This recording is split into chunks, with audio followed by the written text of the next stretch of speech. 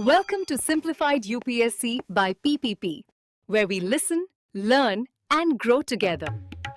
Detailed lecture notes in English and Hindi, plus practice questions for prelims and mains, only on our Telegram channel. Link in description. Like and subscribe for more. Simplified UPSC by PPP में आपका स्वागत है। आज हम NCERT कक्षा 12 की भूगोल की किताबों से एक बहुत ही महत्वपूर्ण विषय पर चर्चा करेंगे, परिवहन और संचार, ट्रांसपोर्ट एंड कम्युनिकेशन। नमस्कार। ये विषय ऐसे हैं जो न सिर्फ हमारी रोजमर्रा की जिंदगी से जुड़े हैं, बल्कि किसी भी देश के विकास की, उसकी अर्थव्यवस्था की कहानी कहते हैं। बिल्कुल। तो आज हम इसी पर एक गहरी नजर डालेंगे, समझने की कोशिश करेंगे कि ये है क्या, क्यों जरूरी है और खासकर यूपीएससी के नजरिए से इसमें क्या महत्वपूर्ण है। हाँ, परिवहन का मतलब अक्सर लोग समझते हैं कि बस लोगों या सामान को एक जगह से दूसरी जगह ले जाना, लेकिन ये उससे कहीं ज्यादा है। ये वास्तव में अर्थव्यवस्था की जीवन रेखा है। सोचिए, उत्पादन को उपभोग से जोड़ना, गांव को शहर से जोड़ना, एक क्षेत्र को दूसरे से, ये सब परिवहन के बिना कैसे संभव होगा? सही बात है। और संचार, वो तो विचारों और सूचनाओं को पंख देता है। बिल्कुल। तो आज हम इन दोनों के महत्व को समझेंगे और भारत के संदर्भ में इनके जो अलग अलग पहलू हैं उन पर बात करेंगे। तो चलिए शुरू करते हैं परिवहन के एकदम मूल विचार से, बुनियादी बात से। आखिर ये इतना जरूरी क्यों है? देखिए, कोई भी समाज हो, उसे चलाने के लिए लोगों और चीजों की आवाजाही तो जरूरी है ही। अब कल्पना कीजिए एक ऐसी दुनिया की जहां सड़कें ना हो, रेलें ना हो, जहाज ना हो। मुश्किल है कल्पना करना भी। उत्पादन कहीं और है, खपत कहीं और बीच में कोई कनेक्शन ही नहीं। एग्जैक्टली। इसीलिए एक कुशल, एक एफिशिएंट परिवहन प्रणाली जो है, वो आर्थिक विकास के लिए, लोगों के जीवन स्तर को बेहतर बनाने के लिए और यहाँ तक कि देश की सुरक्षा के लिए भी बेहद अहम है। इसे हम एक तरह का संगठित सेवा उद्योग भी कह सकते हैं। और जब हम परिवहन नेटवर्क की बात करते हैं तो इसमें कुछ तकनीकी शब्द भी आते हैं, जैसे नोड और लिंक। हाँ, बिल्कुल। किसी भी नेटवर्क में कई स्थान होते हैं, कई पॉइंट्स होते हैं जिन्हें हम नोड कह सकते हैं। ये शहर हो सकते हैं, कस्बे हो सकते हैं, बंदरगाह हो सकते हैं, और इन स्थानों को जोड़ने वाले जो रास्ते हैं, चाहे वो सड़क हो, रेल लाइन हो या हवाई मार्ग हो, उन्हें लिंक कहा जाता है। अच्छा। इन्हीं नोड्स और लिंक्स से मिलकर पूरा परिवहन का जाल बनता है। और ये जानना दिलचस्प है कि भारत का सड़क नेटवर्क दुनिया के सबसे बड़े नेटवर्क्स में से एक है। जी हाँ। एनसीईआरटी के ही अगर 2005 के आंकड़े देखें तो उस समय भी भारत में लगभग 33 लाख किलोमीटर से ज्यादा सड़कें थी, और तब से तो इसमें काफी ज्यादा विस्तार हुआ है। और परिवहन के तरीके भी तो कई है ना? बिल्कुल। मोटे तौर पर हम इन्हें स्थल यानी जमीन पर चलने वाले, जल यानी पानी के रास्ते और वायु मार्ग में बांट सकते हैं। और हाँ, आजकल पाइपलाइन भी एक बहुत महत्वपूर्ण तरीका बन गया है। और कौन सा तरीका इस्तेमाल करना है, ये कैसे तय होता है? ये कई बातों पर निर्भर करता है, जैसे दूरी कितनी है, सामान किस तरह का है, क्या वो भारी है, हल्का है, जल्दी खराब होने वाला है। अच्छा। लागत भी एक बड़ा फैक्टर होगा। हाँ, लागत कितनी आएगी और क्या वो सुविधा उस रूट पर उपलब्ध भी है या नहीं, ये सब देखना पड़ता है। पर क्या ये सारे साधन एक दूसरे से मुकाबला करते हैं या मिलकर काम करते हैं? ज्यादातर मामलों में ये एक दूसरे के पूरक होते हैं, कॉम्प्लीमेंट्री होते हैं। एक अच्छी तरह से मैनेज्ड सिस्टम में ये मिलके काम करते हैं। जैसे कोई उदाहरण? जैसे मान लीजिए आपको कम दूरी तय करनी है या घर घर तक कोई सामान पहुंचाना है, तो उसके लिए सड़कें सबसे अच्छी हैं, सस्ती भी और तेज भी। हाँ, डोर टू डोर सर्विस तो सड़कों से ही मुमकिन है। बिल्कुल।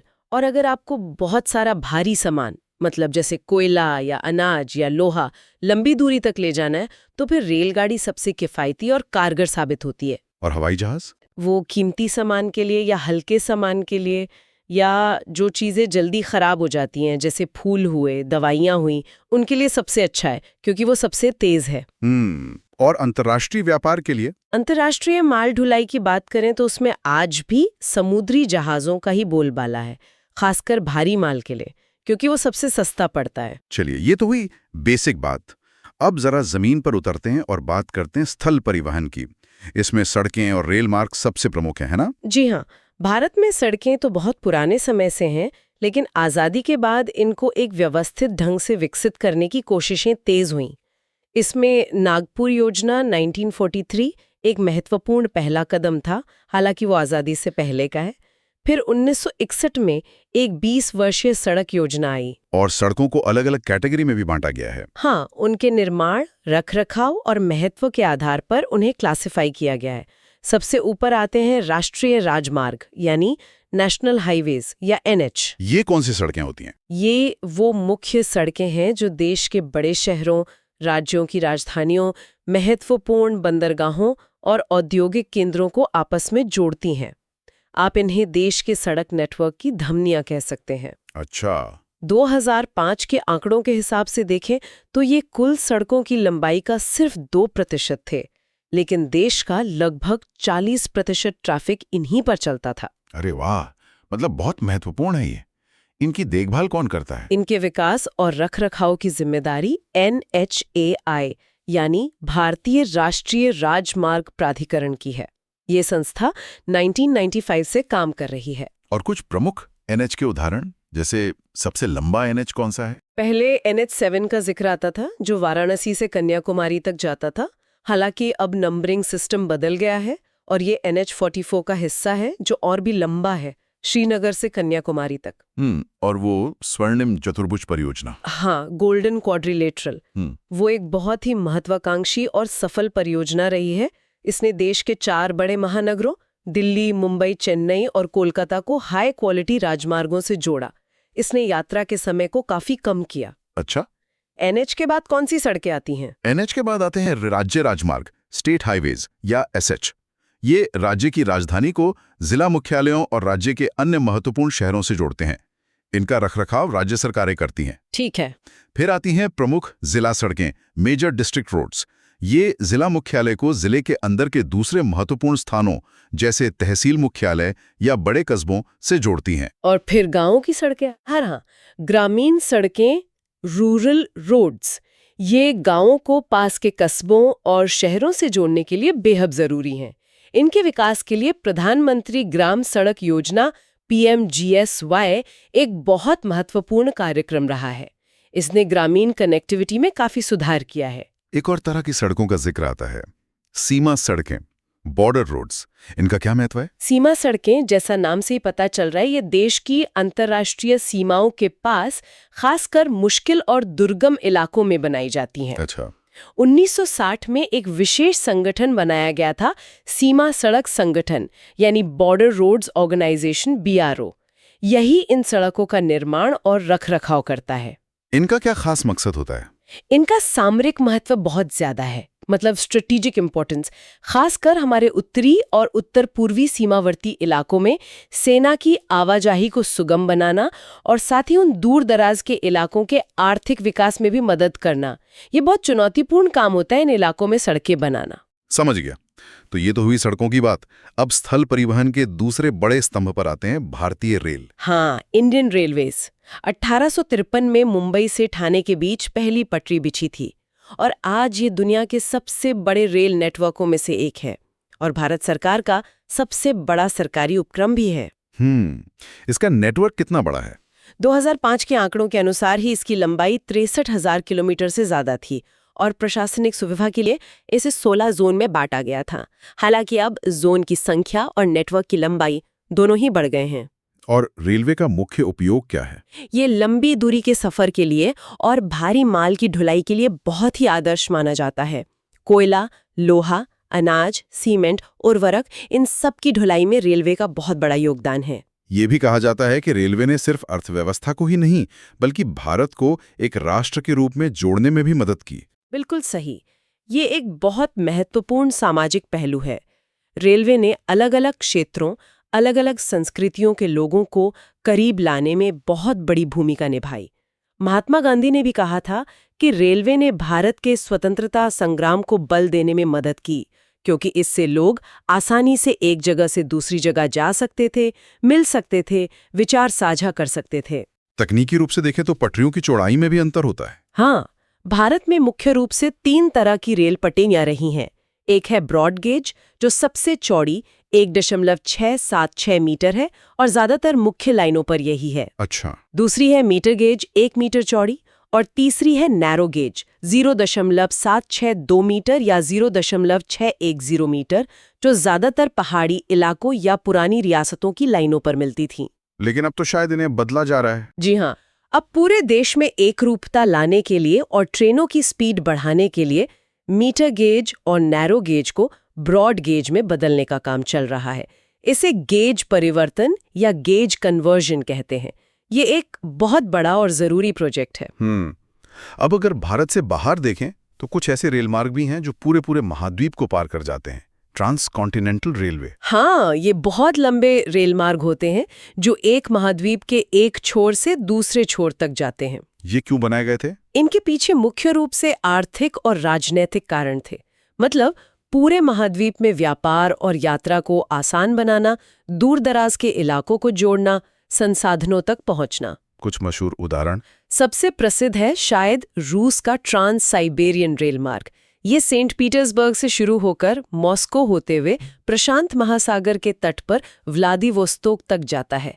ये दुनिया का सबसे लंबा रेल मार्ग है, 9,300 किलोमीटर से भी ज्यादा। बाप रे। और कनाडा में है ट्रांस कनेडियन रेल मार्ग, जो अटलांटिक तट पर हालिफैक्स से प्रशांत तट पर वैंकूवर तक जाता है। अमेरिका में यूनियन एंड पैसिफिक रेल मार्ग है, जो पूर्वी तट को पश्चिमी तट से जोड़ता है। ऑस्ट्रेलिया में भी पर्थ से सिडनी तक ट्रांस कॉन्टिनेंटल रेल मार्ग है। और वो ओरिएंट एक्सप्रेस? हाँ, ओरिएंट एक्सप्रेस भी काफी मशहूर रहा है, जो पेरिस से इस्तांबुल तुर्की तक जाता था। ये लग्जरी यात्रा के लिए जाना जाता था। बहुत दिलचस्प। अच्छा, स्थल परिवहन में सड़कों और रेल के अलावा आजकल पाइपलाइन का भी जिक्र होता है। हाँ, पाइपलाइन परिवहन का एक ऐसा तरीका है जो शायद उतना नजर नहीं आता, लेकिन बहुत महत्वपूर्ण है, खासकर कुछ खास चीजों के लिए। जैसे तरल पदार्थ और गैस, कच्चा तेल, पेट्रोलियम उत्पाद, प्राकृतिक गैस, इनको लंबी दूरी तक ले जाने के लिए पाइपलाइन बहुत ही सुविधाजनक और कुशल तरीका है। यहाँ तक कि लौह अयस्क जैसे खनिजों को भी पानी में घोलकर, मतलब स्लरी बनाकर, पाइपलाइन से भेजा जा सकता है। इसके फायदे क्या हैं? सड़क या रेल से क्यों बेहतर है ये कुछ मामलों में? देखिए, एक बात, पाइपलाइन बिछाने की लागत तो आती है, वो ज्यादा हो सकती है, लेकिन उसके बाद इसका संचालन, इसका ऑपरेशन काफी सस्ता पड़ता है। इसमें ट्रैफिक जाम का झंझट नहीं, मौसम की मार का असर कम होता है। और ये मुश्किल रास्तों से, जैसे पहाड़ों से या पानी के नीचे से भी गुजर सकती हैं। ऊर्जा की बर्बादी भी कम होती है और सप्लाई लगातार बनी रहती है। भारत में इसके कुछ उदाहरण हैं? हाँ बिल्कुल। भारत में ऑयल इंडिया लिमिटेड OIL इस क्षेत्र की एक प्रमुख कंपनी है। देश की पहली बड़ी क्रॉस कंट्री पाइपलाइन असम के नाहरकटिया तेल क्षेत्र से बिहार की बरौनी रिफाइनरी तक OIL ने ही बनाई थी। इसे बाद में कानपुर तक बढ़ाया भी गया। अच्छा। इसके अलावा गुजरात में अंकलेश्वर से कोयली तक पाइपलाइन है। मुंबई हाई से भी तेल और गैस पाइपलाइन के जरिए तट तक और फिर रिफाइनरियों तक लाया जाता है। और एक बहुत महत्वपूर्ण गैस पाइपलाइन है हजीरा विजयपुर जगदीशपुर, जिसे HVJ पाइपलाइन कहते हैं। ये कहाँ से कहाँ तक है और क्या काम करती है? ये गुजरात के हजीरा से शुरू होकर मध्य प्रदेश के विजयपुर होते हुए उत्तर प्रदेश के जगदीशपुर तक जाती है। इसकी कई शाखाएं भी हैं। ये पश्चिमी और उत्तरी भारत के कई उर्वरक कारखानों और बिजली घरों को प्राकृतिक गैस पहुंचाती है। देश की ऊर्जा सुरक्षा के लिए ये बहुत महत्वपूर्ण है। और वो ईरान भारत गैस पाइपलाइन की भी बात होती थी। हाँ, एक Iran Bharat via Pakistan gas pipeline का प्रस्ताव काफी समय से चर्चा में रहा है। अगर ये बनती तो दुनिया की सबसे लंबी पाइपलाइनों में से एक होती, लेकिन इसमें कई भू राजनीतिक चुनौतियां हैं, इसलिए ये अभी तक हकीकत नहीं बन पाई है। चलिए, अब जमीन से पानी की ओर चलते हैं। जल परिवहन, इसे सबसे सस्ता साधन माना जाता है। क्यों? इसका मुख्य कारण है घर्षण, फ्रिक्शन। पानी में जहाज या नाव को चलाने में जमीन की तुलना में कम ऊर्जा लगती है, क्योंकि पानी का प्रतिरोध कम होता है। अच्छा। और दूसरा बड़ा कारण है कि पानी के जहाज एक साथ बहुत ज्यादा मात्रा में बहुत भारी और बड़े आकार का सामान ले जा सकते हैं। तो प्रति टन किलोमीटर लागत जो है वो सड़क या रेल की तुलना में काफी कम आती है। इसे हम दो हिस्सों में बांट सकते हैं, अंतर्देशीय और महासागरीय। जी हाँ, अंतर्देशीय जल मार्ग यानी इनलैंड वाटरवेज का मतलब है देश के अंदर नदियों, नहरों, झीलों या बैकवाटर्स में नाव या छोटे जहाज चलाना। और महासागरीय मार्ग यानी ओशियानिक रूट्स का मतलब है समुद्र के रास्ते बड़े जहाजों से अंतर्राष्ट्रीय व्यापार करना या यात्रा करना। भारत में अंतर्देशीय जलमार्गों की क्या स्थिति है? क्या इनका ज्यादा उपयोग होता है? भारत में नदियों, नहरों और बैकवाटर्स को मिलाकर देखें तो लगभग 14,500 किलोमीटर लंबे जलमार्ग हैं, जिन पर नावें वगैरह चल सकती हैं। ये क्षमता तो बहुत है, लेकिन अगर हम देश के कुल परिवहन में इसका हिस्सा देखें तो वो अभी बहुत कम है, लगभग 1% के आसपास ही। इतना कम क्यों, जबकि प्राचीन काल में तो नदियां ही मुख्य रास्ते थी। हाँ थीं, लेकिन बाद में कई कारण रहे। एक तो रेलवे का विकास हुआ जिसने ज्यादातर ट्रैफिक अपनी ओर खींच लिया। अच्छा। दूसरा, कई नदियों का पानी सिंचाई और बिजली बनाने के लिए इस्तेमाल होने लगा, जिससे उनमें पानी का बहाव कम हो गया, खासकर सूखे मौसम में। और तीसरा, इन जलमार्गों के रखरखाव पर उतना ध्यान नहीं दिया गया, गाद जमने, सिल्टिंग की समस्या बढ़ गई। लेकिन अब शायद इस पे फिर से फोकस किया जा रहा है। बिल्कुल, सरकार अब अंतर्देशीय जलमार्गों के विकास पर काफी जोर दे रही है, क्योंकि ये पर्यावरण के लिहाज से भी बेहतर है और सड़कों और रेल पर बढ़ते बोझ को भी कम कर सकता है। इसी के तहत भारत में 5 राष्ट्रीय जलमार्ग यानी नेशनल वाटरवेज NW घोषित किए गए हैं। ये कौन कौन से? इनमें सबसे महत्वपूर्ण है NW1, जो गंगा नदी पर इलाहाबाद अब प्रयागराज से पश्चिम बंगाल में हल्दिया तक है। ये सबसे लंबा भी है। दूसरा है NW2, जो असम में ब्रह्मपुत्र नदी पर सादिया से धुबरी तक है। तीसरा NW3 केरल के बैकवाटर्स में वेस्ट कोस्ट कैनाल पर कोट्टापुरम से कोल्लम तक है। NW4 गोदावरी और कृष्णा नदी प्रणाली पर है और NW5 पूर्वी तट पर ब्राह्मणी और महानदी डेल्टा प्रणाली पर। इनके विकास का काम चल रहा है। दुनिया में कहीं इसका सफल उदाहरण है? हाँ, यूरोप में राइन नदी जलमार्ग एक बहुत अच्छा उदाहरण है। ये कई देशों से होकर गुजरता है और इस पर बहुत ज्यादा माल ढुलाई होती है। अमेरिका में मिसिसिपी नदी प्रणाली भी महत्वपूर्ण है। अब आते हैं महासागरीय मार्गों पर, यानी समुद्री व्यापार पर। हाँ, भारत की तटरेखा काफी लंबी है। जैसा हमने पहले बात की, लगभग 7,517 किलोमीटर, और इस तटरेखा पर हमारे पास 12 प्रमुख बंदरगाहें हैं और लगभग 185 छोटे और मझोले बंदरगाह हैं। ये जो 12 प्रमुख बंदरगाहें हैं, इनका कितना योगदान है व्यापार में? ये 12 प्रमुख बंदरगाहें देश का लगभग 75% समुद्री व्यापार संभालते हैं। ये अंतर्राष्ट्रीय व्यापार के लिए हमारे मुख्य प्रवेश द्वार यानी गेटवे है। एक दिलचस्प बात यह है कि पश्चिमी तट पर पूर्वी तट की तुलना में ज्यादा प्राकृतिक बंदरगाह हैं। ऐसा क्यों? हाँ, पश्चिमी तट की तटरेखा पूर्वी तट की तुलना में ज्यादा कटी-फटी इंडेंटेड है और वहाँ समुद्र भी ज्यादा गहरा है तट के पास। इसलिए वहाँ प्राकृतिक रूप से अच्छे बंदरगाहों बनने की स्थितियां ज्यादा हैं। पूर्वी तट पर डेल्टा ज्यादा है और समुद्र उतना गहरा नहीं है तट के पास। अच्छा, तो कुछ प्रमुख बंदरगाहों के नाम और उनकी कोई खास बात बता सकती हैं? जरूर। पश्चिमी तट से शुरू करें तो गुजरात में कांडला है। ये एक ज्वारीय बंदरगाह है, टाइडल पोर्ट। इसे आज़ादी के बाद विकसित किया गया था क्योंकि कराची बंदरगाह पाकिस्तान में चला गया था। ये उत्तर पश्चिमी भारत की ज़रूरतें पूरी करता है। और मुंबई? मुंबई देश का सबसे बड़ा प्राकृतिक बंदरगाह है और सबसे व्यस्त भी। यहाँ बहुत ज़्यादा ट्रैफिक रहता है। इसी के दबाव को कम करने के लिए पास में ही नहावा शेवा में जवाहरलाल नेहरू पोर्ट JNPT विकसित किया गया, जो आज भारत का सबसे बड़ा कंटेनर पोर्ट है। ठीक है। और दक्षिण की तरफ? गोवा में मार्मगांव है, जो मुख्य रूप से लौह अयस्क के निर्यात के लिए जाना जाता है।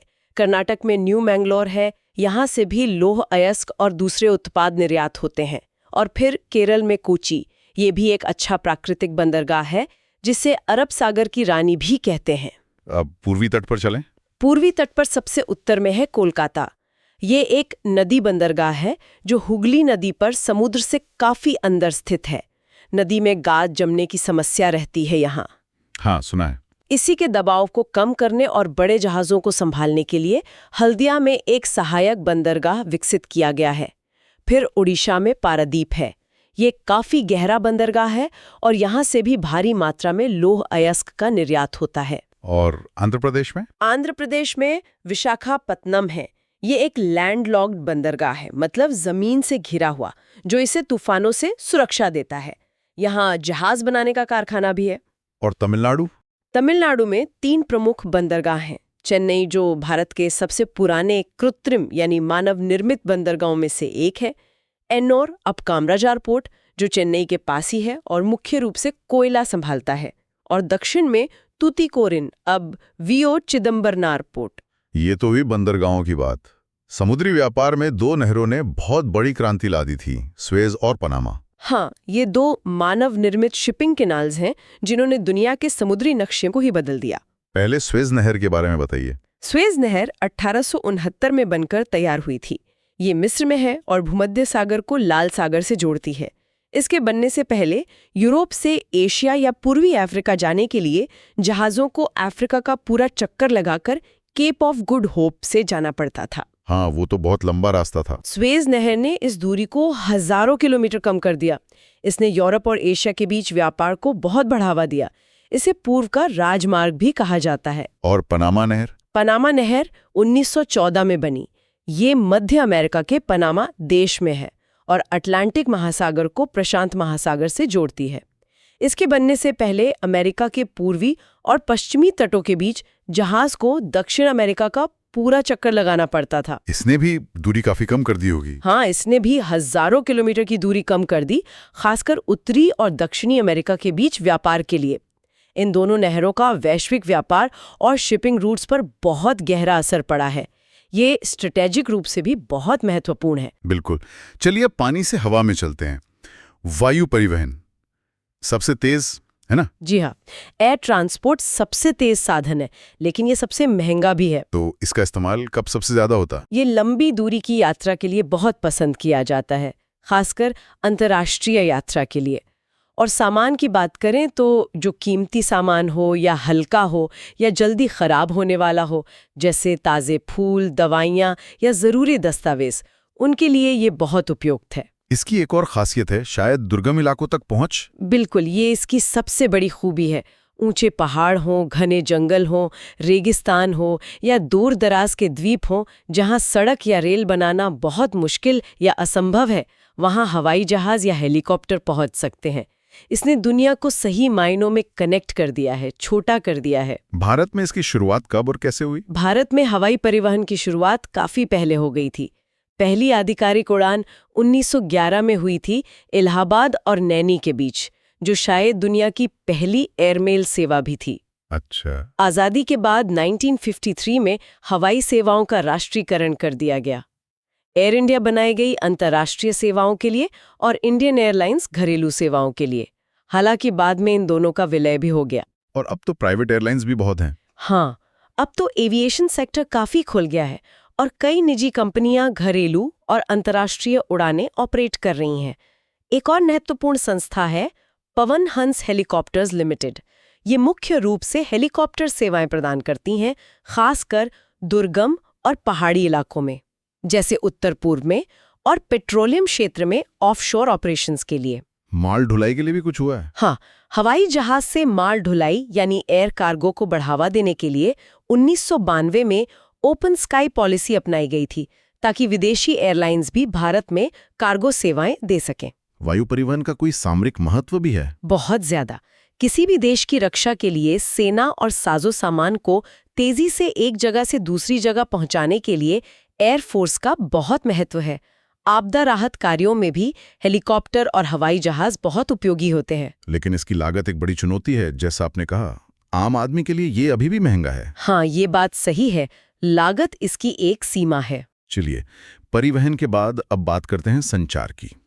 कम्युनिकेशन। संचार का मतलब है शब्दों, संदेशों, तथ्यों और विचारों का प्रसारण या आदान प्रदान। ये सोचना कितना दिलचस्प है कि संचार पहले परिवहन पर कितना ज्यादा निर्भर था। हाँ, सोचिए ना, पुराने जमाने में संदेश कैसे भेजे जाते थे? कबूतरों के जरिए या घुड़सवार दूतों के जरिए या जहाजों से। मतलब संदेश को जाने में उतना ही समय लगता था जितना परिवहन के साधन को। लेकिन फिर धीरे धीरे बदलाव आया। Telegraph, telephone. बिल्कुल, टेलीग्राफ और टेलीफोन ने संचार को परिवहन से अलग करना शुरू किया। और फिर रेडियो, टेलीविजन और खासकर उपग्रहों यानी सैटेलाइट्स और मोबाइल क्रांति ने तो इसे परिवहन से लगभग पूरी तरह आज़ादी कर दिया है। हाँ, आज तो जानकारी सेकंडों में दुनिया के एक कोने से दूसरे कोने तक पहुंच जाती है। एग्जैक्टली। संचार के साधनों को हम किन श्रेणियों में बांट सकते हैं? मोटे तौर पर दो मुख्य श्रेणियां हैं। पहला है व्यक्तिगत संचार प्रणाली यानी पर्सनल कम्युनिकेशन सिस्टम। जी। इसमें वो साधन आते हैं जिनसे एक व्यक्ति दूसरे व्यक्ति से सीधे जुड़ता है, जैसे telephone, mobile phone, fax, email और सबसे महत्वपूर्ण इंटरनेट। बिल्कुल। इंटरनेट तो आज के युग का सबसे शक्तिशाली संचार माध्यम बन गया है। हाँ, इंटरनेट से तो सूचना, ज्ञान, मनोरंजन, शॉपिंग, बैंकिंग, ई-कॉमर्स सब कुछ जुड़ गया है। बिल्कुल। ये व्यक्तिगत संचार का सबसे प्रभावी और एडवांस रूप है। और दूसरी श्रेणी? दूसरी है जन संचार प्रणाली यानी मास कम्युनिकेशन सिस्टम।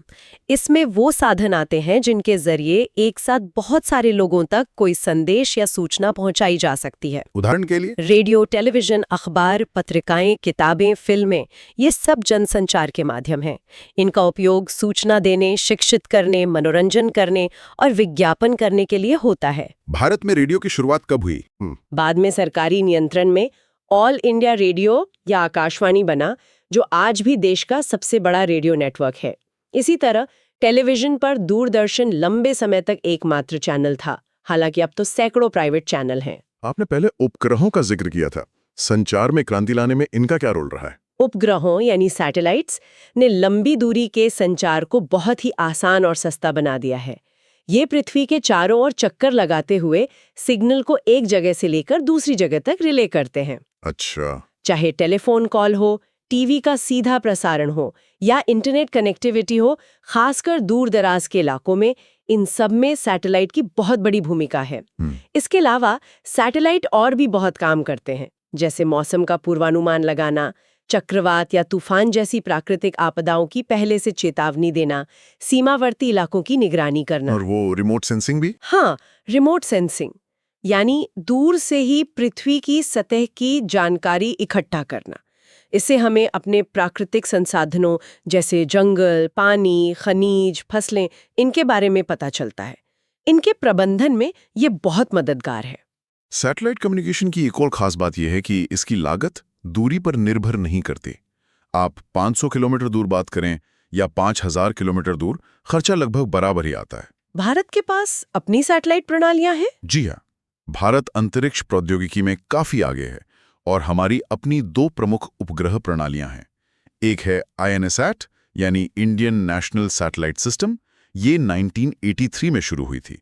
ये एक मल्टीपर्पज सिस्टम है, मतलब इससे कई काम लिए जाते हैं, जैसे दूर संचार, टेलीकम्युनिकेशन, मौसम विज्ञान संबंधी अवलोकन, मेटेरियोलॉजिकल ऑब्जर्वेशन, टीवी और रेडियो प्रसारण, आपदा चेतावनी वगैरह। और दूसरी है IRS यानी Indian remote sensing satellite system. इसकी शुरुआत 1988 में हुई थी। इसका मुख्य काम, जैसा नाम से ही जाहिर है, रिमोट सेंसिंग डेटा इकट्ठा करना है। मतलब पृथ्वी की सतह की हायर रेजोल्यूशन तस्वीरें लेना और उनका विश्लेषण करना। इससे हमें resource management, urban planning, agriculture, disaster management वगैरह में मदद मिलती है। ये तो बहुत उपयोगी है। अब एक और शब्द जो आजकल बहुत सुनने में आता है, साइबर स्पेस। ये क्या भला है? साइबर स्पेस मतलब इंटरनेट की दुनिया। ये कोई भौतिक जगह नहीं है, बल्कि एक इलेक्ट्रॉनिक डिजिटल दुनिया है जो दुनिया भर के कंप्यूटर नेटवर्क से मिलकर बनी है। अच्छा। इसमें इंटरनेट और वर्ल्ड वाइड वेब WWW शामिल है। ये एक ऐसा माध्यम है जहां सूचनाओं का आदान प्रदान होता है, लोग आपस में जुड़ते हैं, व्यापार करते हैं, सीखते हैं, बिना कहीं भौतिक रूप से गए हुए। इसने तो सचमुच दुनिया को एक ग्लोबल विलेज बना दिया है। बिल्कुल। जानकारी और संपर्क के लिए अब भौगोलिक दूरियों के मायने काफी कम हो गए हैं। आप दुनिया के किसी भी कोने में बैठे व्यक्ति से बात कर सकते हैं, जानकारी हासिल कर सकते हैं। लेकिन क्या इस साइबर स्पेस और सूचना क्रांति का लाभ समाज के सभी वर्गों तक बराबर पहुंच रहा है? ये भी एक सवाल है। हाँ, ये एक बहुत ही महत्वपूर्ण और गंभीर सवाल है। यहीं पर डिजिटल डिवाइड यानी डिजिटल खाई की अवधारणा सामने आती है। इसका क्या मतलब है? डिजिटल डिवाइड का मतलब है सूचना और संचार तकनीक, information and communication technology, ICT तक पहुंच और उसके उपयोग में असमानता। ये असमानता कई स्थलों पर हो सकती है, जैसे शहरी और ग्रामीण क्षेत्रों के बीच, विकसित और विकासशील देशों के बीच, अमीर और गरीब के बीच, पढ़े लिखे और कम पढ़े लिखे लोगों के बीच, पुरुषों और महिलाओं के बीच। जिनके पास कंप्यूटर, इंटरनेट, स्मार्टफोन और इन्हें इस्तेमाल करने का कौशल है, वो तो इस क्रांति का लाभ उठा रहे हैं। लेकिन एक बड़ा वर्ग ऐसा भी है जो इससे वंचित है। ये एक बड़ी चुनौती है कि कैसे इस डिजिटल खाई को पाटा जाए ताकि विकास का लाभ सभी तक पहुंच सके। सही कहा।